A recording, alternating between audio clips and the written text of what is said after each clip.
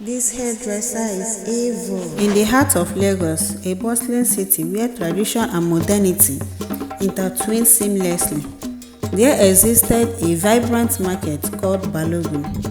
It was a place of activity where traders poured out their wares. Haggling was an art and the air was thick with the aroma of freshly cooked jollof rice and suya.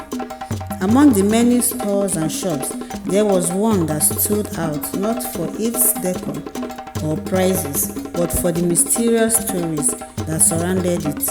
It was the wig studio of Madam Ivie. Madam Ivie was a striking woman in her late 30s, known for her impeccable creation where, unlike any others, women who wore her wigs often found themselves the center of attention. Their beauty seemed enhanced, their confidence magnified. Rumors spread that her wigs were enchanted, but no one could prove it, despite the whispers. Madam Ivie's studio was always full of clients. After all, who didn't want to look their best in a city where appearances mattered so much? Ivie wasn't always the renowned wig stylist she had become. She was once a struggling hairdresser in a tiny store of the outskirts of Balogun Market. Business was low and she often went home to her one-room apartment with barely enough to eat. One day, while cleaning out her store, she stumbled upon an old wooden chest hidden beneath the floorboard. Inside the chest was a tattered book filled with strange symbols and instructions written in an ancient Nigerian dialect. Alongside it lay a beautiful golden comb that seemed to shimmer in the dim light. Curiosity got the better of her that night. Under the glow of a flickering candle, she began deciphering the book. She discovered it was a grimoire, a manual of ancient beauty rituals and forbidden enchantments. The comb, she learned, was the key to the infusing wigs with life, and it promised wealth and fame but came with a shilling price. The comb fed on human essence. To sustain its power, she would need to extract the life force of those who trusted her with their hair. At first, Ivie was hesitant. The thought of harming anyone made her stomach churn. But as days turned to weeks and her poverty weighed heavily on her, desperation pushed her to try. Her first victim was a young university student, Amaka, who came to her store seeking a wig for her graduation. Amaka was full of life, her laughter infectious and her dreams bright. Ivie hesitated, but eventually used the comb on her hair. That night, she created a wig so stunning it seemed to radiate light. The next day, Amaka wore the wig to her graduation. She was the star of the event, but within days, her energy waned. She became a shadow of her former self, lifeless and perpetually tired. Doctors were baffled, unable to diagnose the mysterious ailment. Meanwhile, life's fame began to grow. With each new client, Ivie perfected her craft. The comb allowed her to harvest just enough life force to avoid suspicious. Her business expanded and she moved from her tiny store to a grand studio in the heart of Balogun Market. Her clients included celebrities, socialites, and even politicians' wives. Everyone wanted a piece of the magic she offered, blissfully ignorant of the cost. Over time, strange things began to happen. Women who wore Madam Ivie's wigs often experienced peculiar dreams.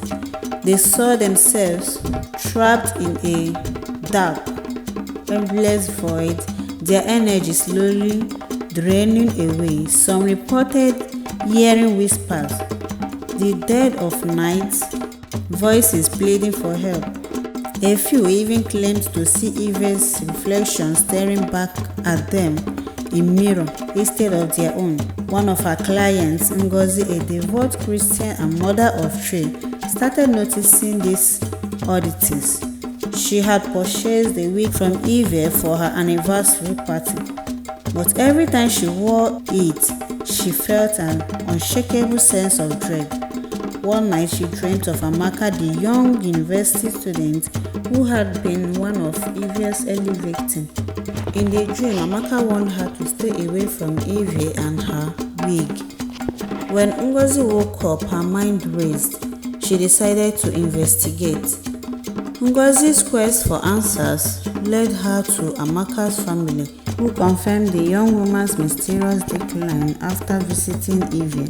She then spoke to other women who had worn Ivie's wig and found a pattern of unexplained illness, bad luck, and areas. Determined to uncover the truth, Ngozi sought the help of her church prayer groups. Together they prayed for guidance and protection as they prepared to confront Madam Ivie. On a bright Saturday morning, Ngozi and a group of women marched to Ivie's studio. They came armed with anointing oil, prayer bowls, and the conviction of righteousness. Ivie, unprepared for the confrontation, initially denied their accusation, but as they prayed and demanded she confess, her composure cracked. The golden comb hidden in the studio began to tremble and glow ominously. It emitted a high-pitched wail that made everyone cover their ears. Ivie fell to her knees begging for forgiveness. She confessed to everyone and everything she has done, and the countless lives she had drained to fuel her success. As the women prayed fervently, the combs shattered into pieces, and a dark of cloud rose from it, dissipating into the air. Ivie screamed in agony as the life force she had stolen began to leave her body. She aged rapidly, her once beautiful face withering into that of an old woman. The studio, filled with her ill-gotten wealth, seemed to darken and crumble around her. Ivie was arrested and taken into custody, but her punishment didn't end there. The spirits of those she had harmed haunted her night and day, their voices a constant reminder of her sins. She spent the rest of her days in solitude, a cautionary tale to anyone who sought shortcuts to success. As for the women of Balogun Market, they learned a valuable lesson. Beauty and success should never come at the expense of others. Ngozi and her prayer group became local heroes, their courage inspiring many to be vigilant and question what seemed too good to be true. The wig Madam Ivie had created lost their powers and became ordinary piece of synthetic hair, but the scars she left on her victims remained a stark reminder of the dangers of vanity and greed. To this day, the story of Madam Ivie is told in Lagos, especially to young women entering the beauty industry. It serves as a warning: never entrust your wig or your essence to just anyone. What glitters is not always good. Thank you all for watching. Please subscribe to my channel and comment and like. Please, if there is any correction, please, I would like you to send me a message. Thank you all and God bless you.